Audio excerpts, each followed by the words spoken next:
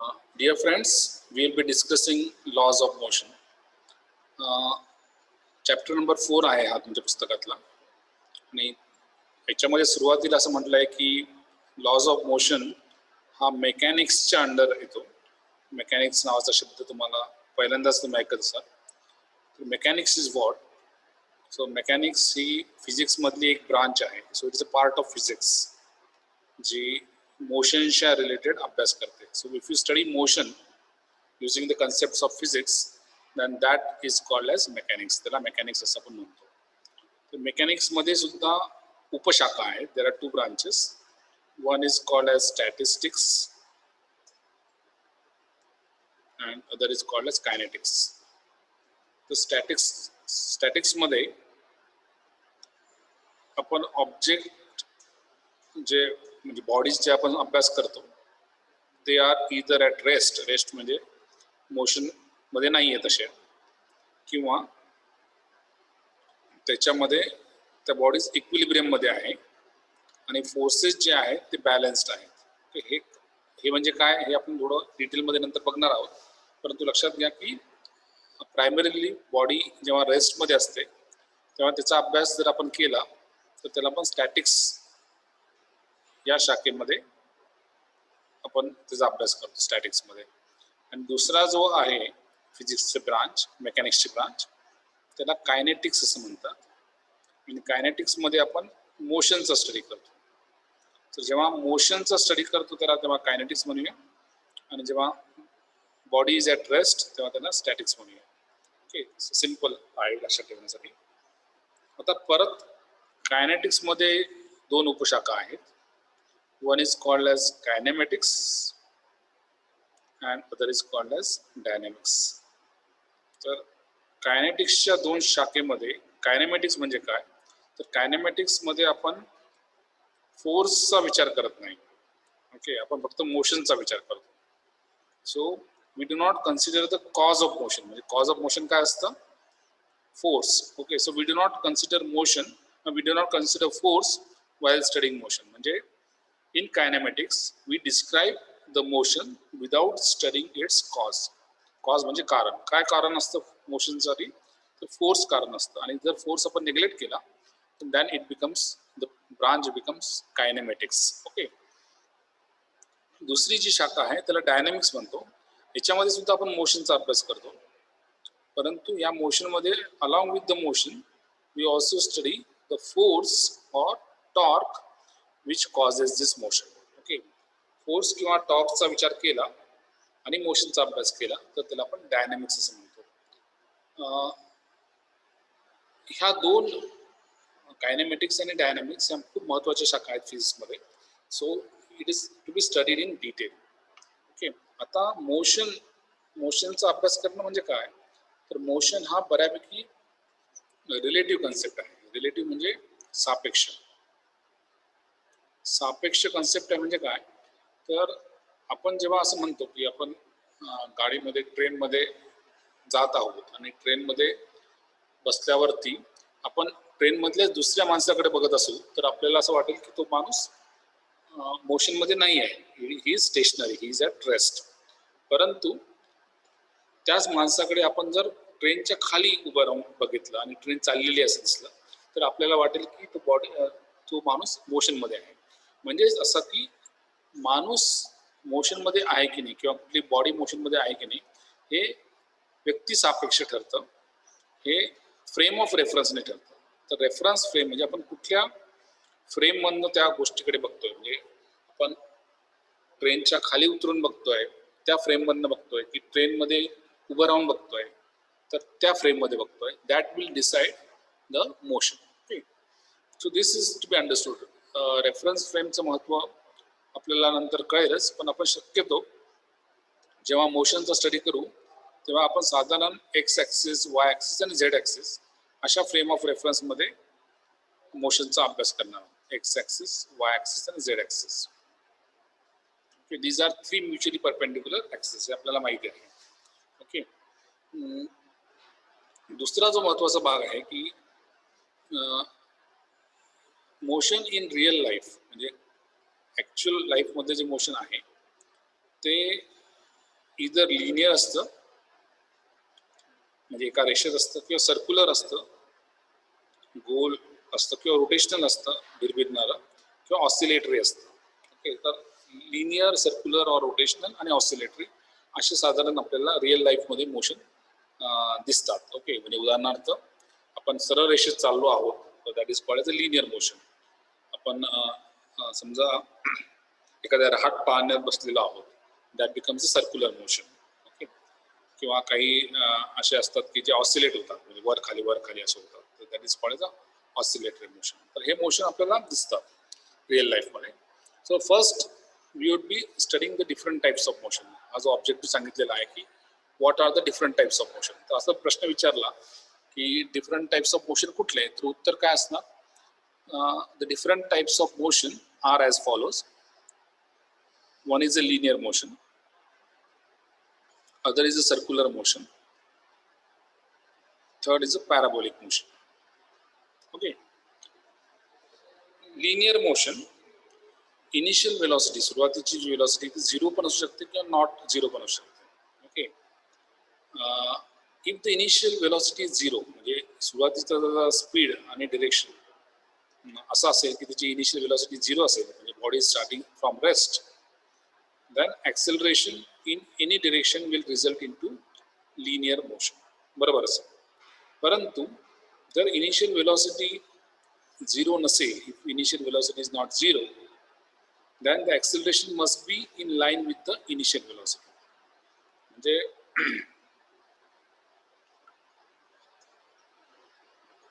Initial velocity अशी असेल तर तुम्हाला ॲक्सेलरेशन याच लाईनमधनं पुढे जावं लागेल, तरच त्याच along the same straight line ते पुढे किंवा मागे जावं लागेल, तरच त्याला लिनियर मोशन असं आपण म्हणू शकतो.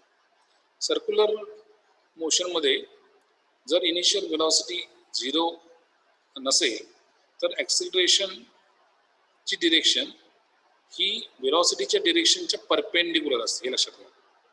म्हणजे इकडे 90 डिग्रीज असते, इकडे मात्र तिचा अँगल 0 असतो. म्हणजे वेलॉसिटीचा अँगल आणि ॲक्सेलरेशनचा अँगल हा 0 असतो. मात्र सर्क्युलर मोशनमध्ये ॲक्सेलरेशन ही वेलॉसिटीला 90 डिग्रीज असा छेद करते. Okay, so it is perpendicular. तर सर्क्युलर मोशनचं हे वैशिष्ट्य आहे की the acceleration is throughout perpendicular to the velocity, आणि त्याच्यामुळेच ते मोशन सर्क्युलर होतं. पॅराबोलिक मोशनमध्ये if acceleration is constant and initial velocity is not in line, then the motion is parabolic. म्हणजे पहिल्या केसचं उदाहरण घ्या. पहिल्या केसमध्ये ॲक्सेलरेशन लाईनमध्ये असेल तर ते लिनियर मोशन असेल, आणि ॲक्सेलरेशन लाईनमध्ये नसेल तर, आणि मात्र ॲक्सेलरेशन कॉन्स्टंट असेल आणि इनिशियल वेलॉसिटी त्या लाईनमध्ये ॲक्सेलरेशनच्या लाईनमध्ये नसेल किंवा ॲक्सेलरेशन इनिशियल वेलॉसिटीच्या लाईनमध्ये नसेल, तर then it is called as a parabolic motion. म्हणजे आपण जे प्रोजेक्टाईलचं उदाहरण जर बघितलं तर हे साधारण प्रोजेक्टाईल आपण बॉलवरती फेकला तर तो बॉल साधारण असा वरती जाईल आणि नंतर तो असं खाली येईल. So this becomes a parabolic motion. तर this are the 3 important types of motion, हे आपण लक्षात ठेवा. लिनियर मोशन, सर्क्युलर मोशन आणि पॅराबोलिक मोशन. त्यानंतर काही कॉम्प्लिकेटेड मोशन सुद्धा आहेत, पण ते आपल्याला आता अभ्यास करायचा नाही. मोशनचा अभ्यास करताना आपल्याला थोडा इतिहासाचा आढावा घ्यावा लागेल. इतिहास म्हटलं की घाबरायला होतं, परंतु हे जरा रंजक इतिहास आहे. तर इतिहास मोशनचा अभ्यास करताना अरिस्टोटल हा जो मोठा विचारवंत होऊन गेला, त्यांनी काय म्हटलंय त्याच्याबद्दल आपल्याला समजून घ्यावं लागेल मोशनबद्दल. त्याच्यानंतर गॅलिलिओने काय मांडलं आणि शेवटी न्यूटनने काय मांडलं, अशा पद्धतीने आपल्याला मोशनचं आकलन मनुष्य जातीला कसं झालं अशा पद्धतीने त्याच्याकडे बघावं लागेल. तर अरिस्टोटलचं काय म्हणणं होतं मोशन बाबत, हा पण एक मोठा विचारवंत होता. तर त्याचं असं म्हणणं होतं की जर बॉडीला आपल्याला कुठल्याही वस्तूला आपल्याला युनिफॉर्म मोशनमध्ये ठेवायचं असेल तर त्याला नेहमीच एक्सटर्नल फोर्स लागतो. विदाउट विच, एक्सटर्नल फोर्स शिवाय बॉडी युनिफॉर्म मोशनमध्ये राहू शकत नाही. याच्या बिलकुल उलट न्यूटन आणि गॅलिलिओने मांडलं. न्यूटन आणि गॅलिलिओने काय म्हणलं की बॉडी युनिफॉर्म मोशनमध्ये body is in uniform motion कधी, if there is no external unbalance force. म्हणजे बिलकुल उलट आहे बघा. अरिस्टोटल काय म्हणतोय की body is in uniform motion only if there is an external force. जे फोर्स असल्याशिवाय body cannot be in uniform motion. आणि न्यूटन आणि गॅलिलिओ काय म्हणतो, body is in uniform motion in the absence of external unbalanced force. Okay, हे बिलकुल उलट आहे. आता हे अरिस्टोटलला का वाटलं असेल की असं असं असेल, तर आपल्याला डे टू डे एक्सपिरियन्समध्ये असं दिसतं की एखादा बॉल चाललेला आहे, तर तो बॉल जातो आणि आपल्याला असं दिसतं की थांबतो एका ठिकाणी. म्हणजे आपल्याला असं वाटतं की आता फोर्स संपला म्हणून बॉल थांबला. म्हणून अरिस्टोटलला सुद्धा असंच वाटत होतं की असं काहीतरी असेल की फोर्स, काहीतरी जादुई फोर्स असेल, आणि त्या जादुई फोर्समुळे, म्हणजे उदाहरणार्थ ग्रहांचा अभ्यास जर करायचा झाला तर पृथ्वी सूर्याभोवती का फिरते, तर अरिस्टोटलच्या म्हणण्यानुसार तो असं असेल की त्याला कोणीतरी ढकलत असेल आणि त्याच्यामुळे ती गोल फिरते, असं अरिस्टोटलचं मान्य आहे होते. सो दिस इज आणि हे कॉमन एक्सपिरियन्स आहे. म्हणजे हे आपल्याला कॉमन एक्सपिरियन्स असं वाटतं की ball is rolling on a surface, कारण मग आपल्याला असं वाटेल की काहीतरी फोर्स आहे आणि फोर्स संपला की बॉल थांबतो. ओके नाही, तर किंवा पेपर प्लेन, कागदाचं तुम्ही विमान बनवलं आणि ते तुम्ही हवेत सोडलं तर फोर्स थांबला की विमान खाली पडतं. अशा पद्धतीने आपण विचार करू शकतो. तसा साधारण हा शास्त्रज्ञ विचार करत होता, परंतु ते चुकीचं ठरलं. आणि गॅलिलिओने असं दाखवून दिलं की all the objects stop if there is an opposing force of friction. म्हणजे तो असं म्हणतो की गॅलिलिओने असं मांडलं की ऑब्जेक्ट्स स्टॉप, ओके, ऑब्जेक्ट्स थांबतात कारण there is a external force of friction. जर फ्रिक्शन नसेल, if there is no force, then the body will continue in the uniform motion, असं गॅलिलिओने मांडणी केली. ओके, ती जास्त नेमकेपणाने नंतर न्यूटनने मांडलं, परंतु गॅलिलिओने काय दाखवलं की all the objects stop moving. का? Because there is a opposing force. आणि जर अपोजिंग फोर्स काढून टाकला तर objects will stop, will continue moving in the uniform motion, असं त्यांनी एक मांडलं. आता गॅलिलिओने जे मांडलं ते खूप नेमकेपणाने मांडलं नाही, तर ते जास्त नेमकेपणाने न्यूटनने मांडलं. तर न्यूटनने हे 3 लॉ ऑफ मोशन दिलेले आपल्याला. एक आहे फर्स्ट लॉ ऑफ मोशन, दुसरा सेकंड लॉ ऑफ मोशन आणि तिसरा थर्ड लॉ ऑफ मोशन. तर काय आहे ते law of motion, first law, second law आणि थर्ड लॉ? तर अगोदर सांगितल्याप्रमाणे की कुठलाही ऑब्जेक्ट जो जिवंत नसेल, इनएनिमेट म्हणजे जिवंत नसलेला, इनएनिमेट म्हणजे जिवंत नसलेला, तर कुठलाही ऑब्जेक्ट त्याच्या मूळ स्थितीत, म्हणजे ती मूळ स्थिती म्हणजे स्टेट ऑफ रेस्ट असेल किंवा स्टेट ऑफ युनिफॉर्म मोशन असेल, युनिफॉर्म म्हणजे अनॲक्सेलरेटेड मोशन असेल, तर तशीच राहील ती, म्हणजे ती स्टेट ऑफ युनिफॉर्म मोशन मध्येच राहील किंवा स्टेट ऑफ रेस्ट मध्येच राहील, unless and until it is acted upon bye and external unbalance force. हे बघा, अगदी उलट जे अरिस्टोटलने सांगितलं त्याच्या बिलकुल उलट, की फोर्स असल्याशिवाय, एक्सटर्नल अनबॅलन्स फोर्स असल्याशिवाय बॉडी त्याचा युनिफॉर्म मोशन बदलत नाही किंवा बॉडी त्याची स्टेट ऑफ रेस्ट बदलत नाही, असं स्पष्टपणे न्यूटन्सने फर्स्ट लॉ सांगितलं की every inanimate body continues to be in a state of rest or state of uniform unaccelerated motion unless and until it is acted upon by an external unbalanced force. दुसरा law काय सांगतो न्यूटनचा, तो आपल्याला शिकवतो की force कसं calculate करायचा. म्हणजे आता पहिल्या लॉ म्हणून असं कळतं की अनबॅलन्स फोर्स शिवाय मोशन बदलू शकत नाही. ओके, तो फोर्स कसं काढायचा, तर न्यूटनचा सेकंड लॉ म्हणतो की फोर्स या एक्सप्रेशनने काढायचा. म्हणजे न्यूटन सेकंड लॉ हा आपल्याला एक फॉर्म्युला देतो. काय फॉर्म्युला देतो? F is equal to change in momentum upon time, rate of change of momentum. Okay, म्हणजे काय, तो असं म्हणतो की rate of change of linear momentum एका रिजिड बॉडीचा is proportional to applied force. काय म्हणतो, हा जो मोमेंटम आहे, rate of change of momentum, it is proportional to the applied force, आणि तो त्याच दिशेला ऍक्ट होतो ज्या दिशेला फोर्स ऍक्ट होतो. That is a simple second law of motion. Okay, F is equal to m into v. Okay, where v is the linear momentum. Okay, p is equal to m into v, where p is the linear momentum.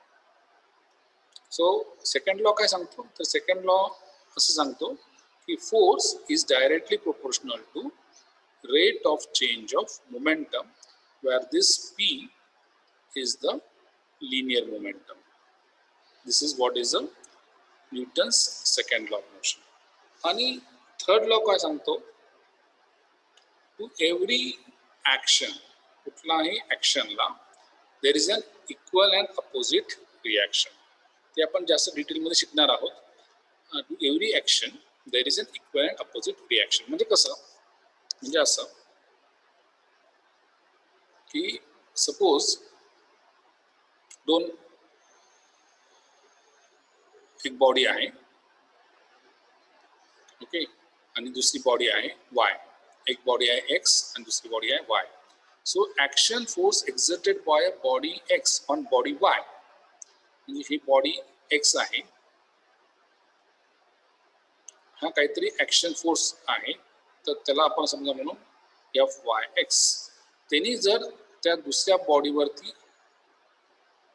काहीतरी action केली, म्हणजे suppose आपण x म्हणजे आपण आहोत आणि ground म्हणजे दुसरी बॉडी आहे, जमिनीवर आपण उभं आहोत.